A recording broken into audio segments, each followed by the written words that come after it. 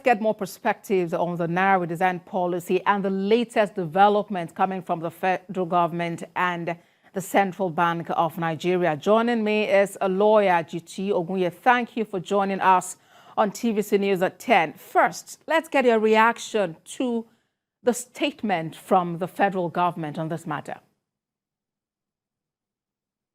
Is that statement is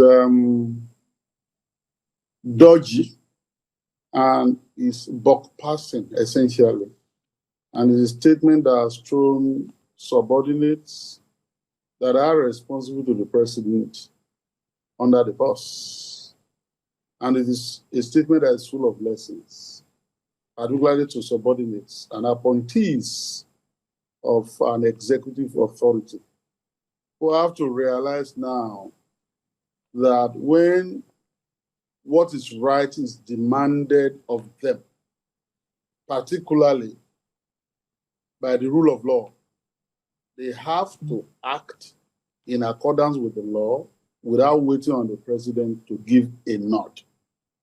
What the president has done essentially is to put it mildly, to sacrifice them and portray them as people who have not discharged their responsibility as they should. On this occasion, the president has not taken responsibility.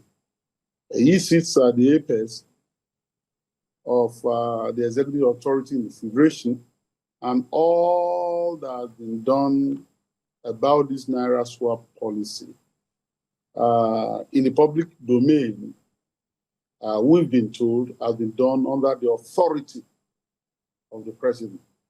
And one is wondering why, on this occasion, the president has chosen to now say that it is the responsibility of the subordinates to have acted instead of his own responsibility. All right, Mr. Ogunye, at its judgment, the Supreme Court actually mentioned that for failing to comply with its rulings, then the president was displaying some dictatorial tendencies. By law, the president has spoken, and now the CBN governor has spoken. What should be the next step by law?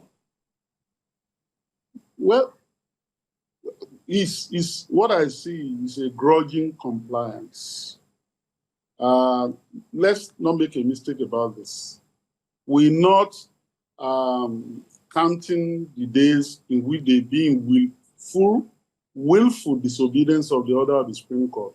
From the last day, no, before the last day, there has been an interim order, that was extended to the 15th of February.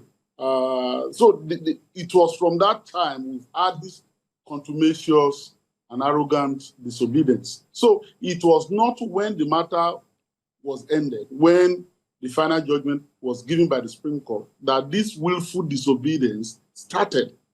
And so it is too late in the day, because the damage has been done, for the president to now say he's washing off his hands like Pontius Pilate, and that his subordinates should have acted all this while. But now that the president has spoken through Garba Shehu, the spokesman for the presidency, and in tow, the CBN already has issued a statement to the effect that they are going to fully comply. What is expected is that from tomorrow, those who are found it very reluctant to accept the money as legal tender or training it because the president has not spoken and CBN governor, had not spoken, can now be well advised, properly advised, that these currencies remain legal tenders in Nigeria. And perhaps many Nigerians will have to pick up the pieces. Look, the problem here is that people don't take responsibility, and there are no consequences for what people do. So now they've issued a statement. So as from tomorrow, we just say, okay, we clap for them, and then we go about our normal businesses. No, incredible damage has been done to the economy. Indeed, Mr. Ogunye. Indeed. People have stripped.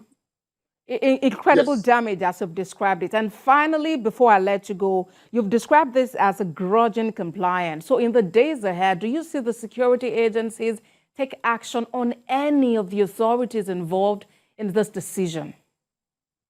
No, I don't see that happening. Rather, what I want to see is for Nigerians who have been poorly and badly treated, including the banks whose buildings have been incinerated and burnt because they were set up and they were portrayed as hoarders, to institute actions against the CBN and the federal government of Nigeria for causing them losses for Nigerians, to institute class action suits. That's the point I was making, that there must be consequences when things happen, when impunity reigns supreme, and we just say, okay, let's close the chapter, let's move on. The president is on his way out of office anyway, so that's part of our checkered history. No lessons will be learned, because another person will be coming to that office tomorrow. Another CBN governor will be coming tomorrow. So lessons must be taught and learned. Too often in this country, we just turn the cheek and then we move on. That shouldn't happen on this occasion. Lawyer Jiti Ogunye, thank you very much for talking to us on TVC News at 10. It's my pleasure. Always. Thank you.